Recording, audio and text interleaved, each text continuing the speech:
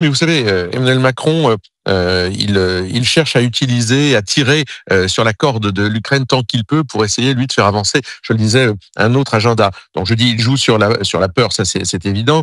Vous savez, s'il y avait une menace, en fait, l'Assemblée nationale n'aurait pas cette semaine légiféré sur le frelon asiatique et sur les démarchages, sur les appels téléphoniques intempestifs. S'il y avait une menace de Poutine aux portes de Paris, on serait pas en train de faire ça, croyez-moi. Donc ça veut dire qu'Emmanuel Macron, en réalité, n'est pas sérieux. Il joue un rôle qui est celui du fédéralisme à tout crin, c'est-à-dire de délester la France d'un certain nombre de ses prérogatives pour les transférer à l'Union européenne. C'est vrai que le Rassemblement national, on est le seul parti souverainiste qui, disons, nous ne sommes alignés sur personne, nous ne sommes soumis à personne, nous sommes un État qui parle et qui résonne partout dans le monde et nous n'avons pas vocation à être soumis à quiconque, ni à l'Union européenne et à Bruxelles, ni aux États-Unis, ni à quiconque. Est-ce qu'il y a une manière également, Sébastien Chenu, de parler d'économie de guerre et d'amorcer peut-être un énième plan de rigueur pour les Français ?